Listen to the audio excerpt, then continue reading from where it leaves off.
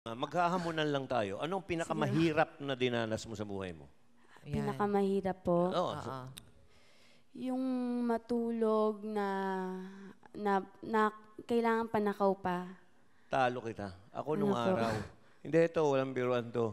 Ano? Para makakain ako ng candy.